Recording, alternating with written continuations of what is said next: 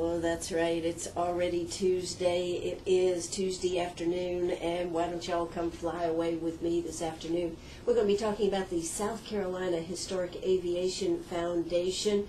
We're going to be talking about restoring old Skunky. That's right, that old airplane that spent 30-some plus years at the bottom of Lake Greenwood. And today I have with me as my very special guest, Gary Byrd. He is the treasurer and vice president of the South Carolina Historic Aviation Foundation. How you doing today, Gary Byrd?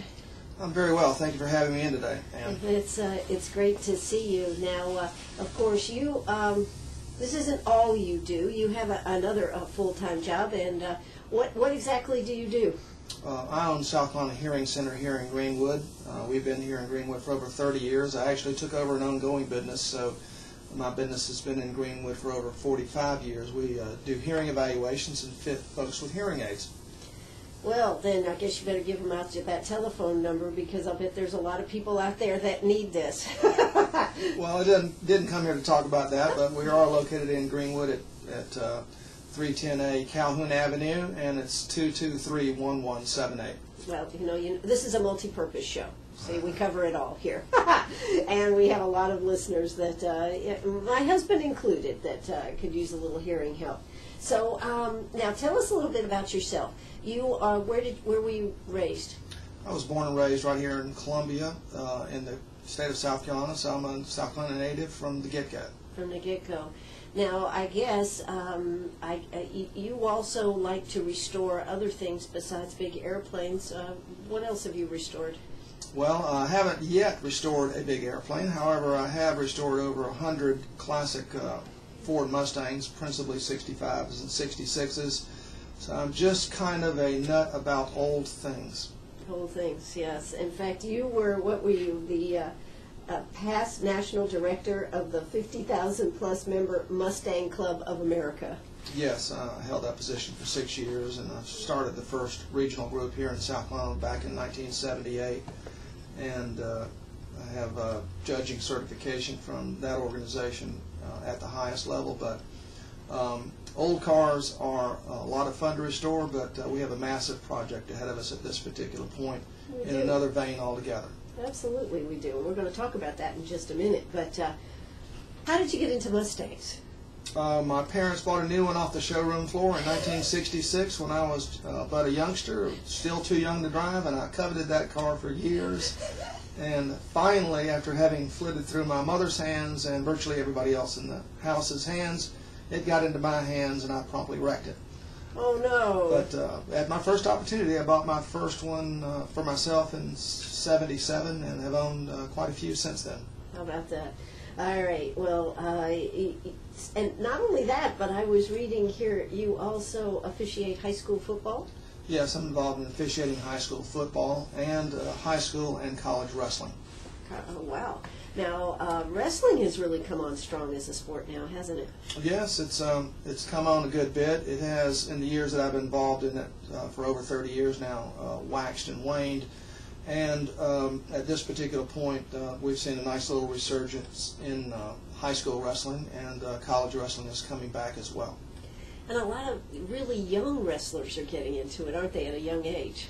Well, the YMCA here in Greenwood has established a nice feeder program for Emerald and for Greenwood High, and they're producing some good wrestlers over there. Absolutely. Now I got to ask you, what did you want to be when you grew up? A fighter pilot. A fighter pilot? or maybe a nuclear physicist. But didn't do any of those, did you? No, we seldom end up exactly where we plan, but we've made good use of the time, I suppose, in working with the hearing impaired over the last 35 or so years. Absolutely. Now, just where do you officiate high school football? Well, high school football for SCISA, so I'm doing from time to time some of the stuff over at Greenwood Christian and at the Cambridge Academy. We did a lot of Coach Tannehill's games back in the day when Greenwood's Cambridge Academy was tearing up the field in 8-man football. But I ref for the high school league in football as well, and I ref for the high school league in wrestling, and I still in college at NAIA, NCAA, NCAA 1, 2, and 3. I just got to know, I mean, as an officiator, did you ever feel intimidated? I think in football and wrestling, they simply want to push you to the limits, and you have to know when to grin at them and let it go, and you have to know when to tell them that it's time to get back in line. Exactly. I mean, we, of course, we broadcast football, and I'm the color girl on the sideline, so I've seen a lot of things in football over the years, and it's can be kind of interesting. Well, it's an interesting avocation, officiating high school and college sports. If you're a former high school or college athlete, you really enjoy the opportunity to keep your finger on the pulse of it a little bit. It's nice to be able to, come August, step out there and smell the fresh cut grass just like the football players do, and remember a little bit of the fun you used to have when you played the game, and enjoy as much of it as you can while you're officiating the game. Absolutely. Well, that's who Gary Byrd is here, and of course he just wanted to give you a little background. We always do this, and you somehow got involved in Skunky, which is really, what is Skunky? Skunky is the B-25C Mitchell bomber. It's a medium bomber built in 1942 by North American Aviation in Inglewood, California. That particular airplane was part of the training fleet that was based right here in the state of South Carolina that trained virtually all the B-25 pilots for the United States Army Air Corps, later Air Force, and at least 7 different foreign countries who flew the B-25 during World War II. Absolutely. Now, of course, this ended up, now it was down in Columbia, correct? The plane is currently down in Columbia. No, but where was it stationed? Well, the airplane was flown in 42 after it was assembled at Inglewood at North American to the Columbia Army Air Base and assigned there as part of the training fleet. During its usage for the next 2 some odd years, it was stationed at different air bases here in South Carolina. It even did a short stint in Florida, where it was used for training B-25 pilots over the ocean down there for open water navigation, which was useful in the Pacific Theater, where they did a lot of navigation over the ocean. In June of 1944, it found itself stationed in Greenville at the Greenville Army Air Base, which is currently the Donaldson Center, and was flying out of there training B-25 pilots on temporary assignment from Columbia. And if I'm not mistaken, it was June 6, 1944, when it was actually coming over. Was D-Day, right? You're exactly right. It was an auspicious occasion. Unbelievable! I didn't know that date. Yeah. Unbelievable coincidence that the plane should crash on D-Day. And it crashed in? It crashed in Lake Greenwood while doing low-level exercises over the lake and training bombing and strafing. The plane was a very versatile platform and was not only used for medium bombing runs at altitude, but was also used against shipping and troops and low-level strafing. One of the models of the B-25 that was flown in the Pacific Theater had 16 forward-facing 50 caliber machine guns and cut quite a swath when it flew over enemy shipping or over a enemy emplacement on the ground. Absolutely. So here they were just practicing, if I understand correctly. We were over Normandy here, getting ready to bomb that area, and this is happening right here. Phenomenal. The accident occurred late in the afternoon, and Daniel Rossman, who lives in Roswell, Georgia, was a young pilot trainee on the airplane at the time and is at this particular point the only surviving member of the crew that crashed into Greenwood. And by the way, nobody died in the crash. Daniel did sustain the worst injury. He got 20 stitches in his chin, I believe, if I remember the number correctly, but he got a nice little cut on his chin when he ran into the yoke of the airplane steering wheel. The 4 o'clock in the afternoon here on East Coast placed us 8 to 10 hours behind the beginning of the assault there at Normandy. So the news was breaking rapidly on the local stations, and according to Mr. Rossman, several members of the training flight that were not otherwise occupied and sitting in the right-hand seat, the co-pilot seat, were huddled around the radio receiver in the airplane radio section trying to dial up information about the Normandy invasion. Wow. And so then what happened? They didn't the propeller hit the water or something? They were flying, they were showing off, weren't they, kind of? Well, I'm not sure. There's varying reports as to what was actually going on from what Matt Self was able to put together when he put together the group that raised the plane in 1983. Some of the locals indicated that there might have been some showing off or sunbathing beauties on the banks of the lake. I like this story already. It sounds more interesting, yes. The official report is a little bit more dull in that they just got a little too close and caught a prop. Yeah, exactly. So it went down and it sunk very fast, right? 5 minutes or something? It sunk in about 20 minutes. 20 minutes, yeah. Long enough, stayed afloat long enough for locals to grab a boat and power out to where they were and rescue the crew. Absolutely. Well, we're going to be talking all about this and how you, if you'd like to get involved and maybe come up with some ideas on how to restore this fabulous piece of history. One of only, is there 3 in the United States? Is that what I read? There's only 3 surviving C models, none of which fly. None of which fly. So we're going to be talking more about that when we come back. If you've got a question for Gary, how about give us a call, 229-7984. That's 229-7984. That's right. We're right back here at Sharp Facets Gallery, 4:21 in the afternoon. That's right. We are talking about Skunky. That's that great B-25 Model C. B-25C. Okay, I got to get this and get this military lingo going. B-25C. That was on the bottom of Lake Greenwood, brought up in 1983. Matt Self was instrumental in that. Now, what was Matt Self thinking when, how did this come about that it decided to be brought up? Because it could still be down on the bottom of the lake, couldn't it? In about 1982, Matt Self happened to be reading an aviation magazine in which he saw an article where a North Dakota-based Air Force squadron was looking for a B-25 to put on display. It appears that in World War II, this squadron, which was now in 1983 in North Dakota manning missile silos, had been a B-25 squadron in the Pacific during World War II, and they wished to have a B-25 to put on display at their base in North Dakota to honor the heritage of those flyers who preceded them. Sure. So he saw this, and then what happened? Well, according to Mr. Self, he contacted the base commander, and they seemed very, very pleased that they would be able to have a B-25. And did he tell him it was on the bottom of the lake? I would presume that occurred, so that had been part of the conversation.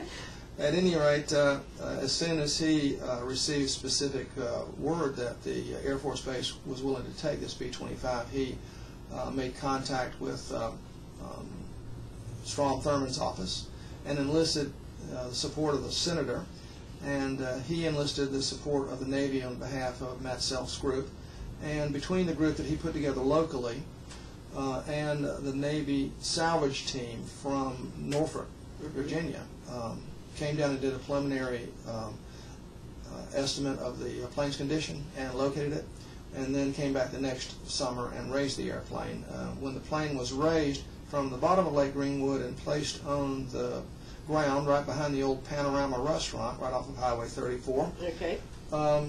It basically became an orphan from that point because the condition of the airplane indicated that it was going to need a fair bit of cosmetic restoration to make it presentable. And at that point, the Air Force Base in North Dakota promptly bowed out, and the airplane had no place to go. So it ended up on the grassy tarmac area at Greenwood Airport, waiting for further plans to be developed for its preservation. Wow. So how long did it sit there out at the airport? It's my understanding it was there about 2 years or so before it was acquired by a group in Colombia who trucked it down there to do a cosmetic restoration to make it a presentable display for the 1992 50th anniversary reunion of the Doolittle Raiders, which was going to be held at that time in Colombia. Okay. And of course Doolittle was... Jimmy Doolittle was the individual who came up with the ideal of flying B-25 medium bombers off the deck of an aircraft carrier and making a retaliatory strike against Japan in the months after the bombing of Pearl Harbor. Wow.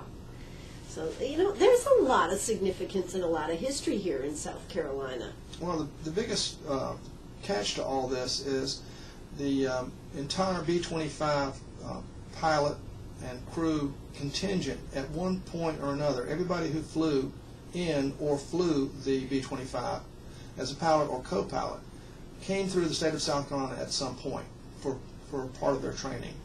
The all significant instruction in B-25 and advanced training was done here in South Carolina for planes that flew all around the world in every theater, from the Aleutian Islands to the Mediterranean to the European theater to the South Pacific Asiatic theater. All those pilots who flew the nearly 10,000 B-25s that were built during World War II all came through South Carolina at one point or another, and that is, in my opinion, phenomenal.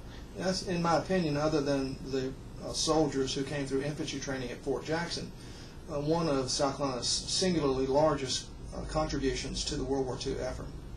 Wow. Unbelievable. I had no idea.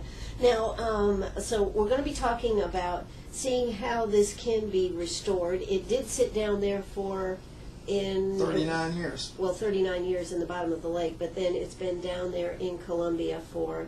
It's been in Columbia for more than 20 years now. More than 20 years. Just had a little cosmetic restoration for that gathering for 1992. It had a nice cosmetic restoration. It made it a presentable example of its original condition. However, none of the corrosion problems were addressed, and a substantial portion of the instrumentation and gear from the flight deck was absconded with. Absconded with, okay. And the damage that was done to the underbelly of the airplane, the loss of the bomb bay doors and the access hatch, they were just sheet metaled over for cosmetic purposes and not repaired or replaced. There was extensive damage to the belly of the airplane when it was crashed and as it sat on the bottom of the lake. Wow. Now, where is it sitting right now? Well, the airplane is sitting in the 1929 Curtiss Wright hangar at Hamilton Owens Field in Columbia right now. It has been there virtually all the time that it has been in Columbia, and I would assume that would be since about 1990 when it was taken down there. The cosmetic restoration took about 18 months or so before the 1992 reunion in the summer of 1992. Right. Now, this hangar where it's at is pretty darn historic. Well, it does have its own claim to fame. It is the oldest general aviation hangar remaining in the state of South Carolina. It is in rather poor and dilapidated condition right now, so our poor and dilapidated airplane in need of restoration is sitting in a poor and dilapidated hangar in need of restoration, but luminaries like Amelia Earhart, who's today actually happens to be the 75th anniversary of the death of Amelia Earhart. She signed the logbook. She signed the logbook there, and Charles Lindbergh was there, and Franklin Delano Roosevelt was there, and Jimmy Doolittle himself flew into that hangar in 1944 on a fundraising tour. We were selling war bonds for the Army. Quite a few luminaries have passed through the gates of the historic 1929 Curtiss Wright hangar. Wow. Well, listen, I do want you to stay tuned. If you've got a question or a comment, give us a call, 229-7984. That's 229-7984. We are talking about Skunky. We're talking about how we can get it restored, and it needs a home, folks. So we want this to be a airplane that stays right here in South Carolina. Hope you'll stay tuned. I hope you'll be part of the solution here today. Hey, I am Ann Eller. I am here with Gary Byrd. Right now it is time for South Carolina news and a word from our sponsors. Don't you go away. Arg! Are you a pirate or a pack rat? Do you have a vacation of a lifetime sitting in the attic? Or a college tuition hung on a wall? Or is a fabulous retirement hidden in your jewelry box? Bring those items to Sharp Facets Gallery. We can establish value and buy from you or sell for you. And so ends another chapter at Sharp Facets Gallery, 72 Bypass, and on the web, sharpfacets.com. Oh, that's right. We are right back here, Sharp Facets Gallery, talking about that B25C. Is that right? I got it right this time. I didn't have my notes in front of me. That was Skunky, that was on the bottom of Lake Greenwood for many years, and of course right now is down there in Columbia at a historic area. But now tell us what could be happening to the hangar down there where it is right now. This is very interesting right here. This has really put a lot of pressure, I guess, to go ahead and bring this project online. Yes, it has. There's a group of restaurateurs that are putting together a plan and approaching the Richland County Council, which controls the hangar down there, about taking control of the facility or buying it outright and turning it into a destination restaurant. And those plans are excellent for the hangar. Something needs to be done to preserve the hangar. It's an important piece of aviation history. It's important to the people of the state of South Carolina. So for purposes of the foundation, we're glad to see them step forward and make an offer to do that. They would like to have our airplane there as a permanent display. And while that would be very nice for the restaurant and would be a alternative that would be better than what we currently have for the airplane, it's not what a lot of us in the foundation envision. We would like to see the airplane as the centerpiece of a South Carolina Historic Aviation and or Aerospace Museum. We used to have one down in Florence, right? Well, there was a privately owned and funded Florence Air and Space Museum, but it's been closed over 20 years now. It's been a long time since I've been to Myrtle Beach. But it was the last aviation museum of any shape, size, or description in the state of South Carolina. The state of South Carolina has currently no aviation museum that attempts to tell the story of South Carolina's proud aviation heritage, everything from the barnstorming days right after World War I and all the way through the current aerospace age we have going on right now with modern space age jets being built down in Charleston and the current head of NASA being a South Carolina native, Charles Bolden. The state of South Carolina has a significant and interesting history to tell, and there are no museums in the state of South Carolina that are attempting to do so, and we would like to establish that and use our B-25 as the focal point of that museum and collect and curate other important examples of airplanes that were flown by notable South Carolinians. Absolutely. So looks like, I mean, that isn't totally a done deal down there, but that probably is the direction that they're looking at going with it. It is most likely the direction that it's going with, and their construction plans will put our airplane back out on the street, so to speak, and we won't have a home for it. So we are looking for assistance from any quarter in housing the airplane and assistance in locating a current hangar or a hangar or space to build a hangar on an active runway that might be the future home for the state of South Carolina's aviation/aerospace museum. Now, why not just go to the state and try to get some money from the state for this, Gary?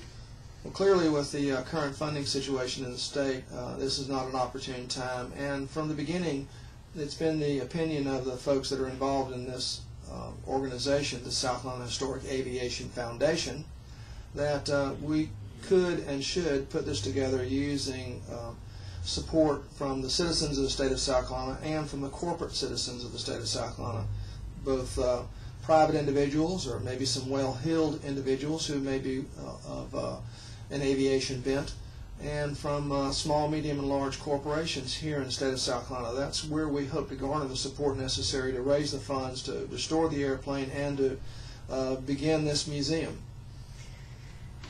So you really need a place, but you first off, you have two issues then going on right now. You're going to have a place to keep the B-25 while it is being restored, and you need to raise the funds to be able to do this. Now, how much is it going to cost just to restore this wonderful piece of history?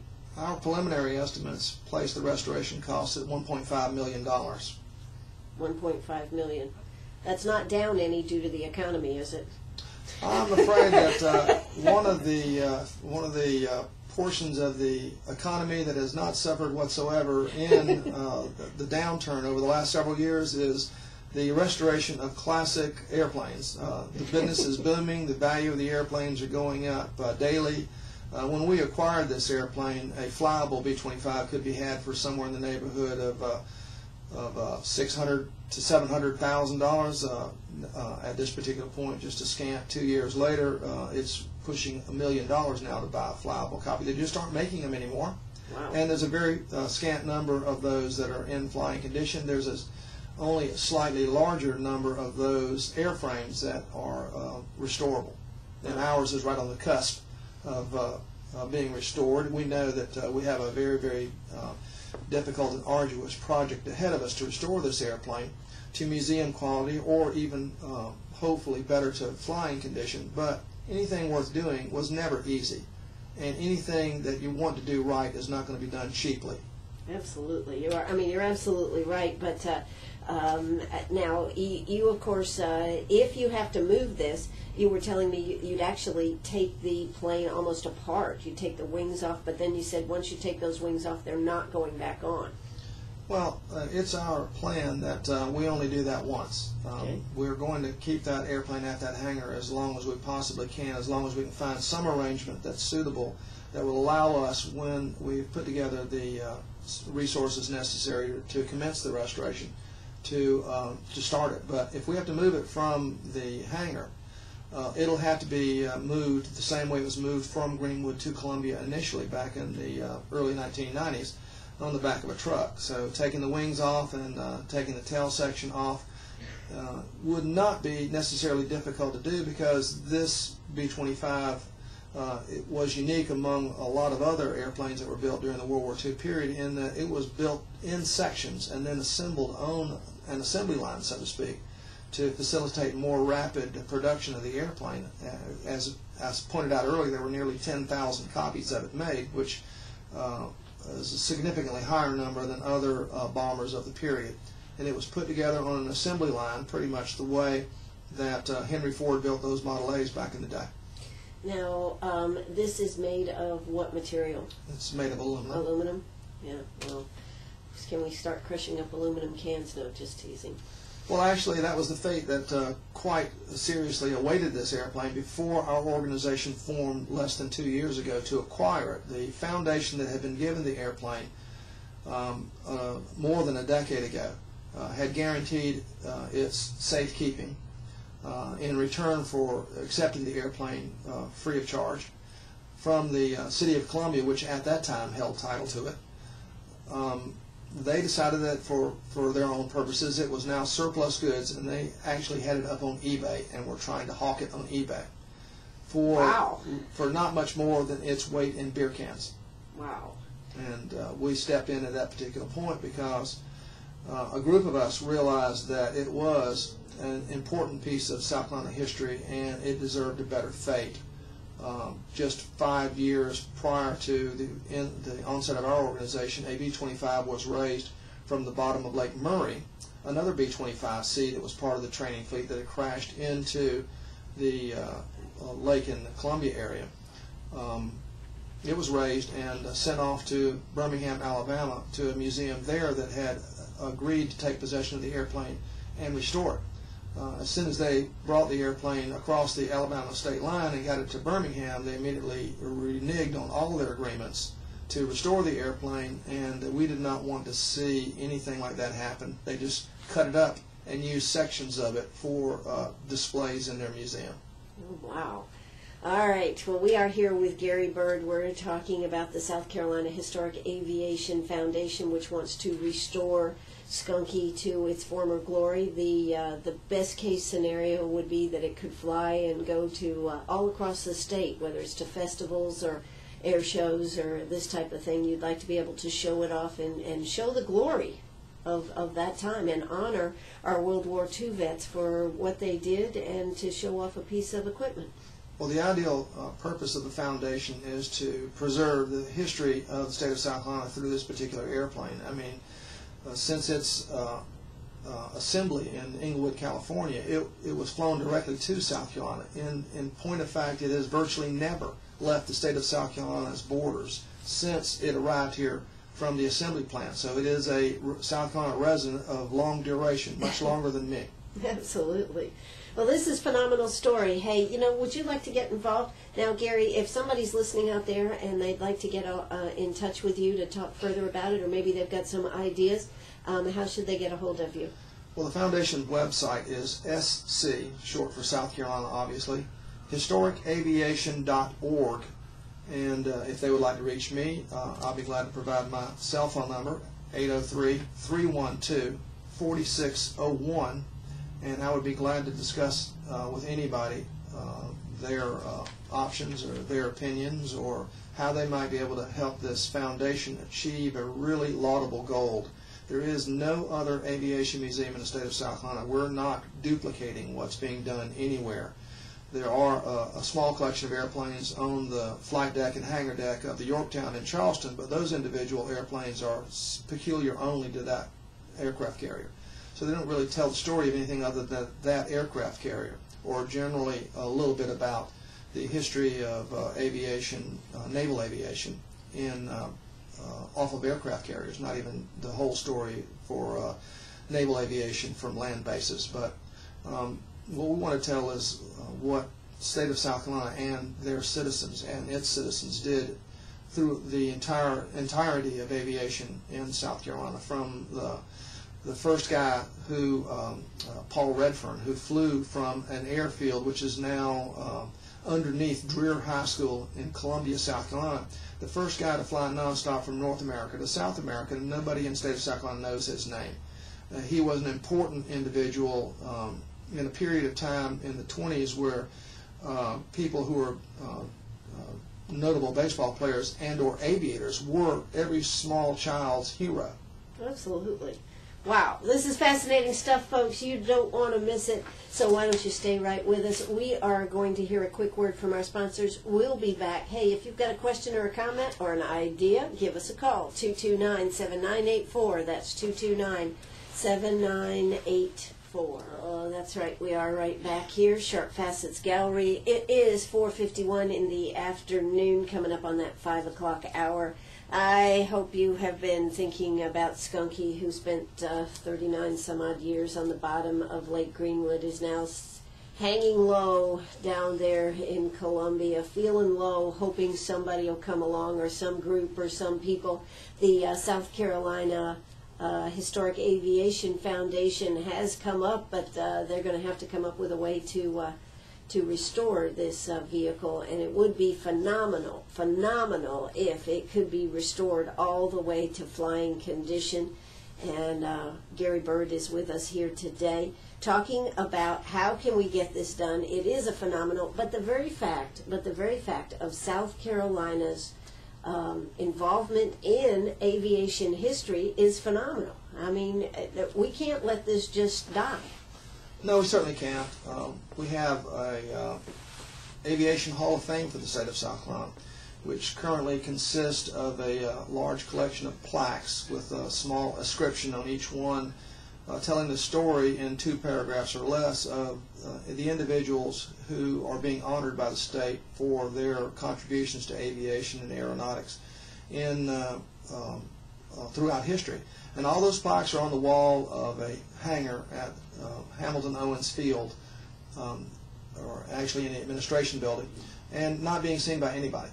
So that would be an appropriate place, the museum that we envision, to remove those plaques so that we can more easily, in one location, more accessible to the public, tell the story of aviation history, along with display this airplane and other airplanes that we intend to collect here in South Carolina that were flown by notable South Carolinians or that have a connection to the state of South Carolina. As the B-25 is not going to be the only artifact. We're actively soliciting donations of memorabilia, personal artifacts and effects from South Carolinians who flew in World War II, World War I, the Korean War, Vietnam War. Those are all going to be stories that we want to tell. So we're already soliciting contributions and warehousing those so that they can be used at some point in the future for our aviation museum. Absolutely. Well, that is terrific. Now, you have a website, schistoricalaviation.org. That's schistoricalavation.org. Is that correct? Yes? Yes? Let's go with historic aviation. We'll leave the AL off of there. Okay, Historicaviation.org. Okay, historicaviation.org. I'm sorry, schistoricaviation.org. And of course, they have Skunky down there in Columbia. It looks like it may be going to have to move. It's a great place. Would have been a great place if you could have worked that out to have that as the area. Well, the hangar in Columbia, where it has actually been housed for the best part of the last 20 years, would have been a perfect place. Relatively centrally located on an active airstrip, so that we could put on air fly-ins and air shows in conjunction with the museum. But those plans just kind of fell flat with Richland County Council, and we're only there on a temporary basis. So this is now really moved into something that needs to be taken care of, but it needs to be addressed, because the longer this vehicle sits, this airplane sits, the harder it is, isn't it? Sure, like any old piece of equipment, it needs care and maintenance, and its lack of care and maintenance given to it during the possession of the previous foundation's ownership of the airplane has resulted in a situation where it will be really more difficult to restore now than it would have been 20 years ago. More difficult, more expensive. But at this particular point, according to the State Department of Commerce's records, we have 330 separate corporations, medium and large, in the state of South Carolina, from the coast to the mountains, that are involved in the aerospace industry, everything from making fasteners to building complete airplanes. If we can solicit or marshal the support of those corporations, along with the assistance that we can get from private citizens, this project can be done. It is just a matter of everybody getting involved and getting their shoulder to the wheel, so to speak, and pushing this project forward. It's just a matter, like anything else, of getting the wheels rolling forward. And once the forward momentum begins, it's easier to make the project keep rolling. Absolutely. Now, just for the record, do you have, are there people that actually do this? Do you know when you've come up with your prices and everything, that's been for people that restore it? Or? Well, there's a large group of individuals nationwide and worldwide, for that matter, who are involved in the business of restoring classic airplanes, and most specifically World War II, what are referred to as warbirds. It is a rather large community, and there are quite a few businesses located around the nation that are involved in restoring the airplane. We propose in our general proposal to restore the airplane that the plane be broken back into its constituent components, the components that comprise the sections of the airplane that were put together, and then those be restored concurrently at the locations that we can contract with. That would expedite the restoration of the airplane, and may very well allow us to save some money on the restoration of the airplane, in that working on a smaller job is somewhat less expensive and time-consuming when you can work around it when you have your other big jobs. Somewhat less time-consuming and hopefully less expensive to spread out the restoration of your section of the airplane in your shop over 18 to 24 months, a reasonable time span, and allow the airplane to be restored by section concurrently in several different locations. So you all have come up with a whole restoration plan for this plane. Yes, we have. And you're just, in fact, you were showing me some of the pictures and everything, how you plan to put this together. So you're well on your way. Now, how many people are actually on your board or on the foundation here? We have over 100 members of the foundation. We have about 9 members of the board that are the basic decision-making group. Okay. So, and I presume, are they from across the state? They're from across the state, and a lot from just the Columbia area. We would solicit support from all areas, particularly here in Greenwood. I know there has to be a lot of people out here in Greenwood listening to Eller's show right now who have a connection or maybe even a story about poor old Skunky. And we would perhaps like to collect those oral histories of individuals who may have been involved in the restoration of the airplane. I know Mr. Self put together a very, very extensive booklet that detailed in great detail the project that was put together, but there's probably a lot of other stories that we need to know about. We need to know who the sunbathers were that day. We may have a few names on that list already. We may not be willing to share those unless they give us specific written permission. Okay, all right. Well, you know, Gary, this has been a fun afternoon to be talking about this. You can check out their website, SouthCarolinaHistoricAviation.org. That's SouthCarolinaHistoricAviation.org. Basic memberships, if you'd like to become a member, start at $30 and go on up from there. So why not check this out? Why not get involved? It's something that is very important, not only to the state, but right here in Greenwood, South Carolina. Actually, Lake Greenwood took care of this vehicle for many years, 39 to be exact. You are listening to WCRS right here in Greenwood, so why not get involved? And if you'd like to call and talk to Gary, give him a call, 803-312-4601. That's 803-312-4601. That's the South Carolina Historic Aviation Foundation. Hey, Gary, thanks so much for coming out. Thank you so much for having me in today.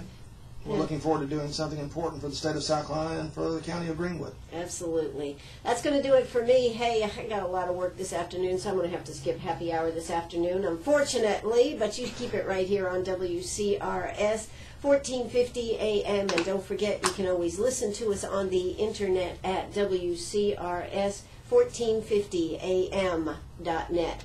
That'll do it for us. News is in progress. Don't you go away.